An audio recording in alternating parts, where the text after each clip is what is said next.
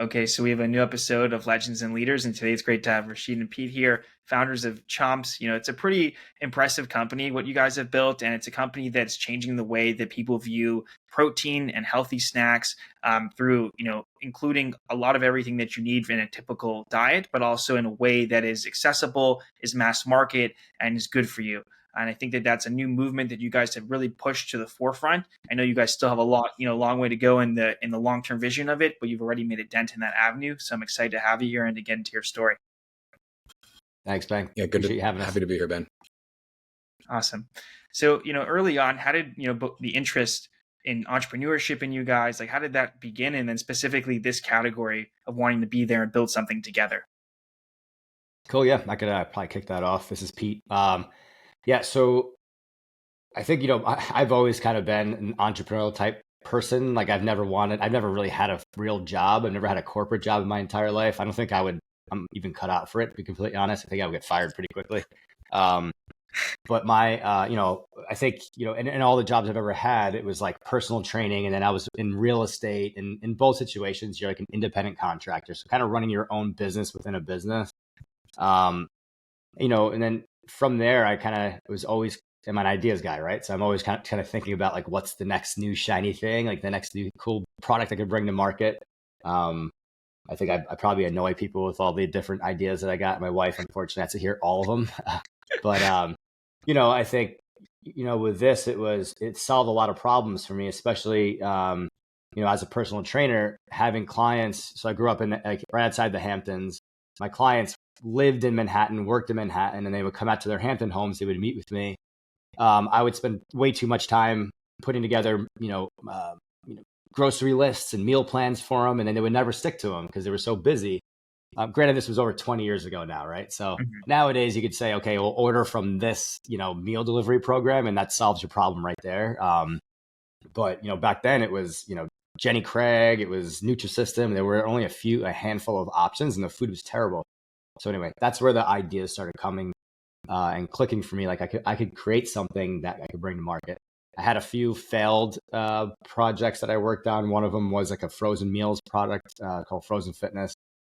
Lasted a little while, but I made some bad decisions there and learned from those. But I think this came together when CrossFit was becoming huge, and I started CrossFitting and kind of seeing how diehard those people were, and realizing if I could create a product that would get some sort of traction within the CrossFit community, it could take off like wildfire. And that's really kind of where it all began.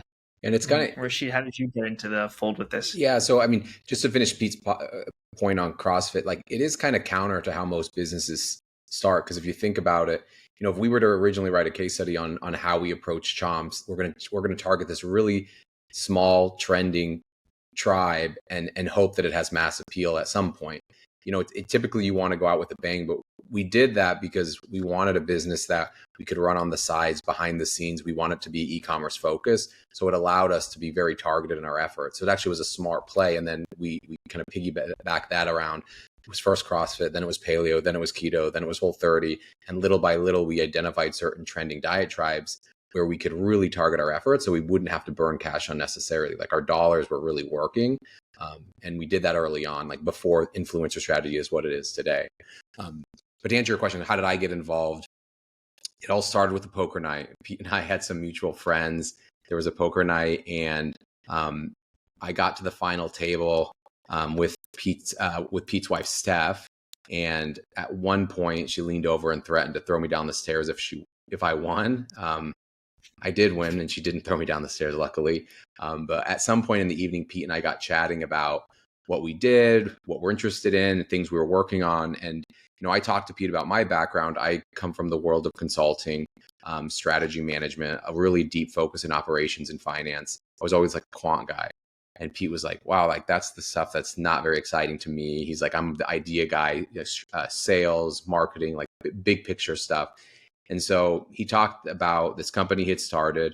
The original company was called Logic Meat Locker. And it was, think about Omaha steaks, but like grass-fed beef, like the highest quality beef you could imagine, shipped directly to your door. So what's today is Butcher Box. And I thought it had legs. At the end of the day, my thought was, people want to eat better if it's more convenient. And, if they have to pay a little bit of premium, they're willing to do that if it was an easy option. And so that's how the initial company started. We met the next day for lunch, and we both put in it was like $3,250 each. And that was the original seed money to start Logic Meat Locker, which eventually evolved into what Chomps is today. We learned two things very quickly: that shipping frozen without scale or a bunch of capital, you just can't do it. It's a really capital intensive business to do it the right way.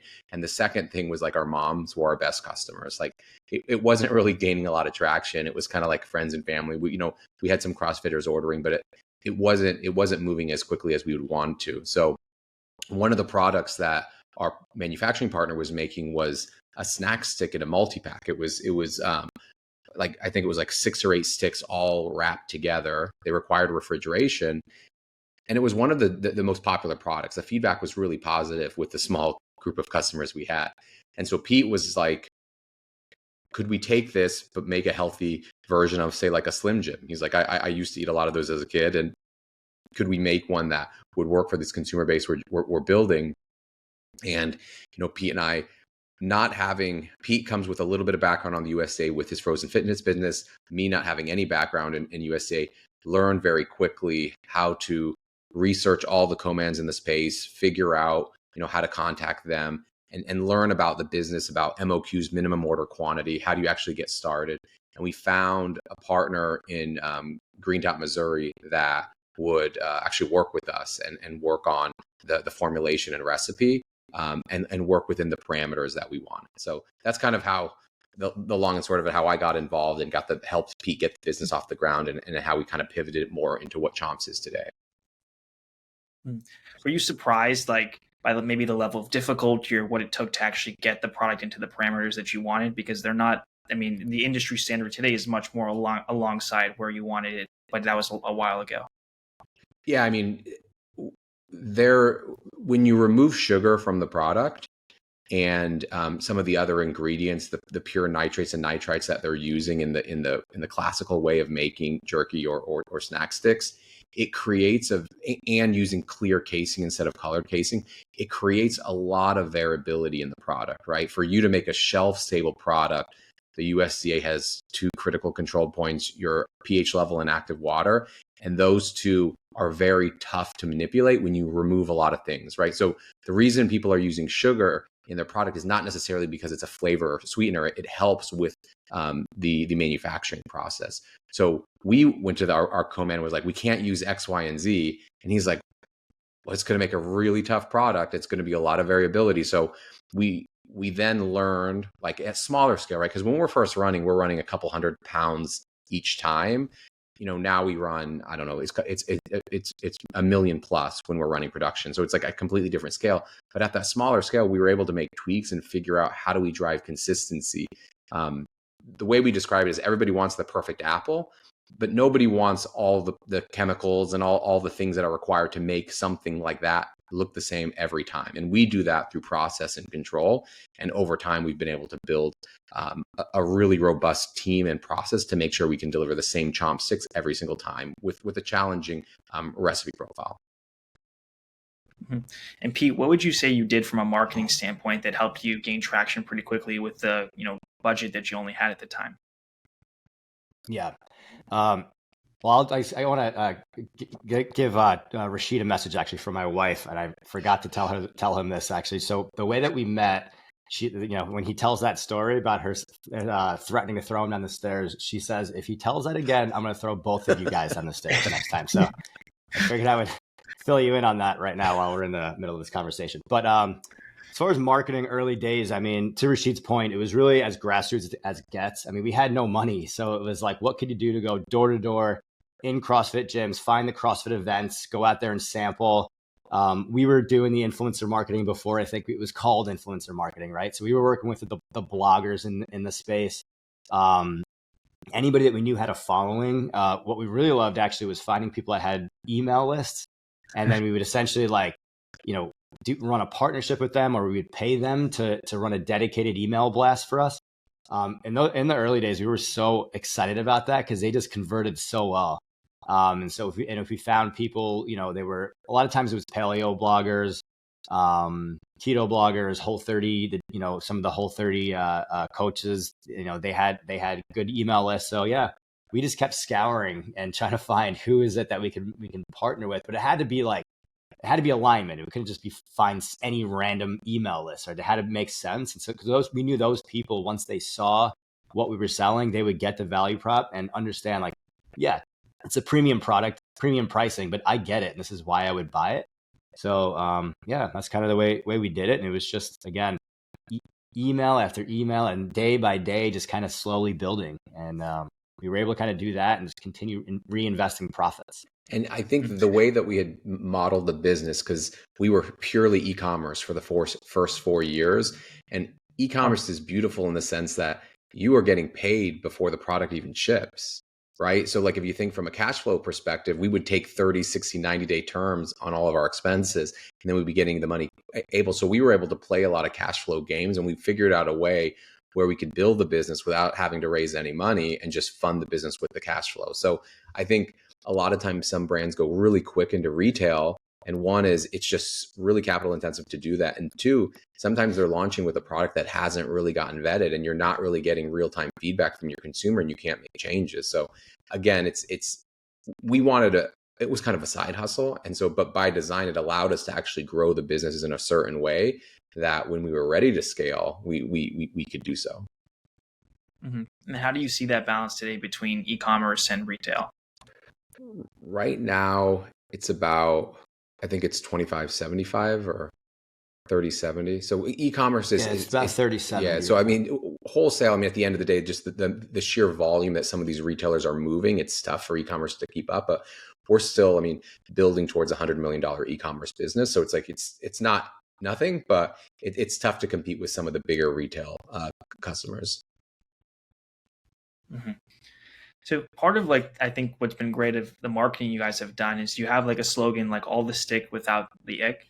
It's a creative slogan, but it really says what you guys are doing.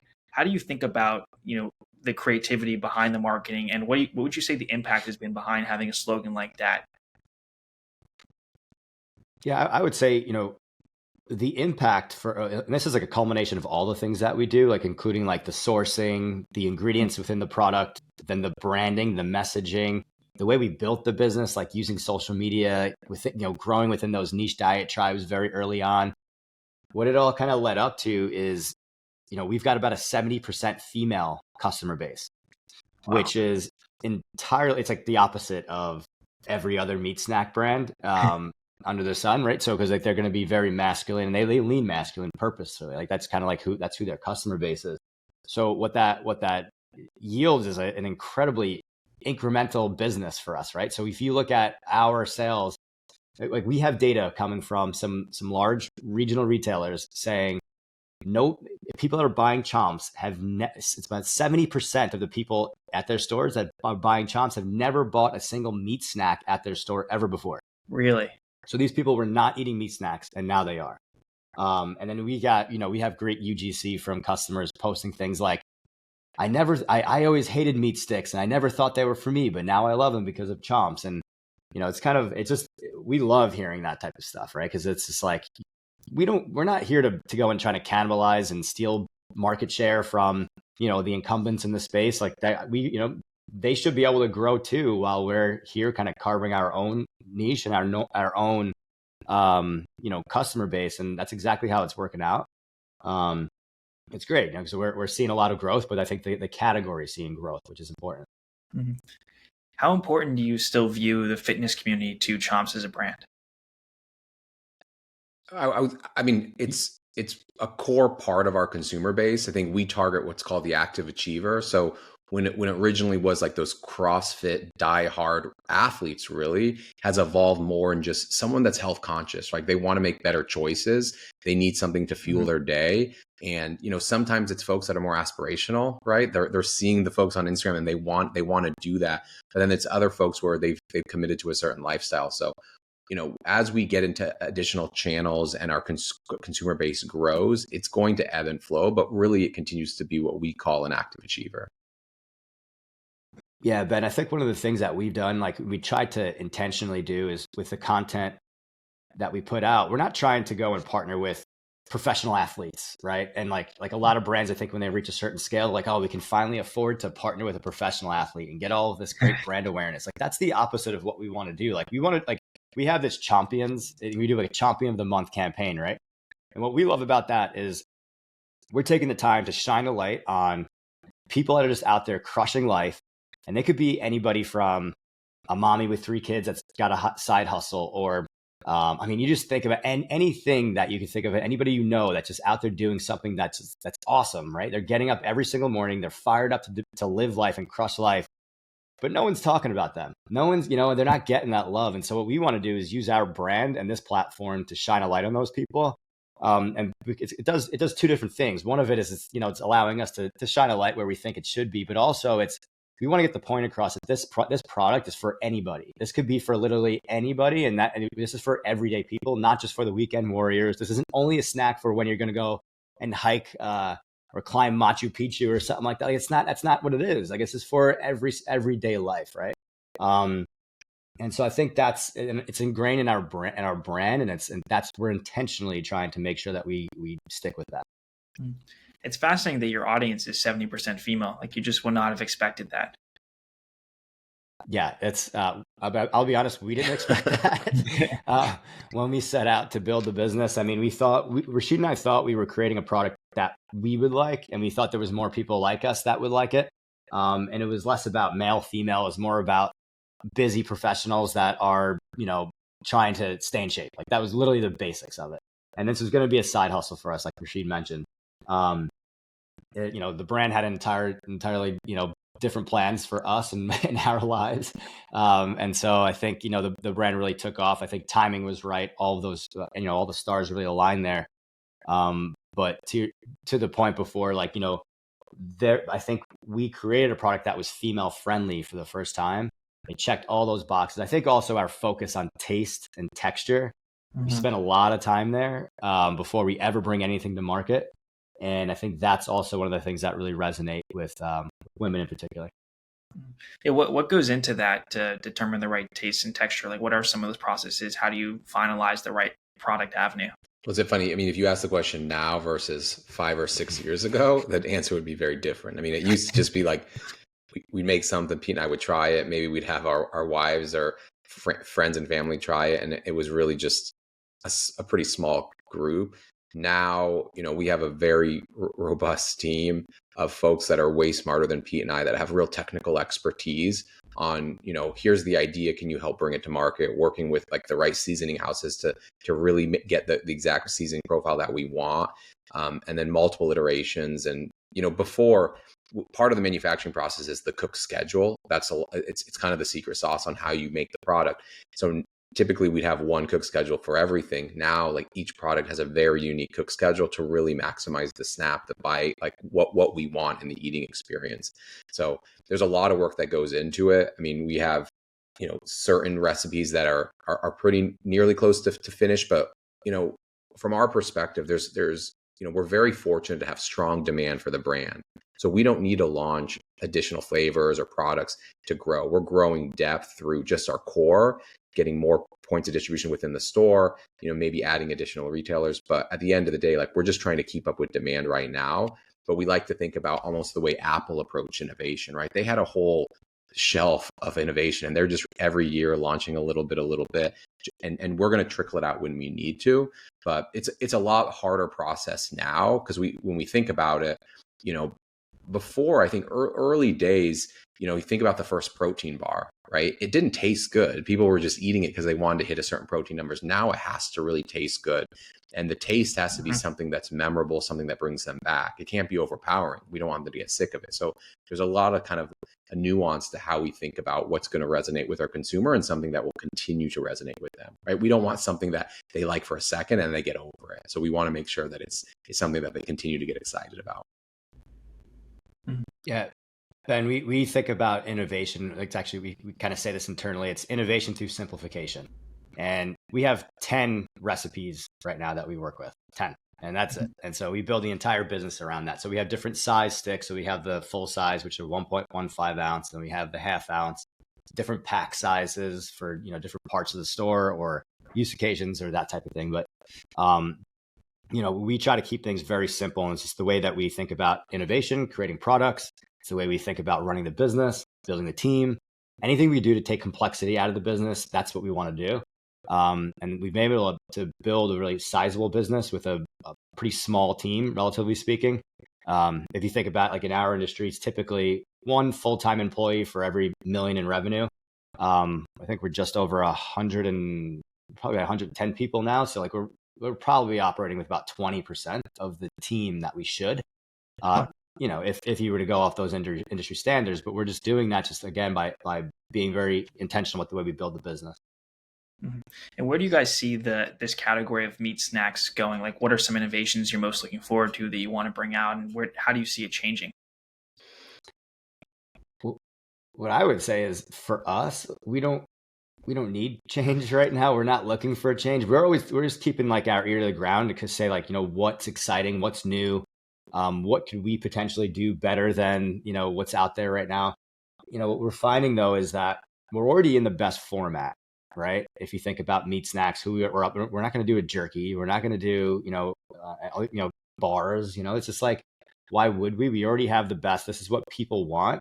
I think at this stage, we're just thinking, like, do more of the same, and do it the best, right? And then from there on out, it's like, okay, we have a really good, like Rashid said, our team is awesome.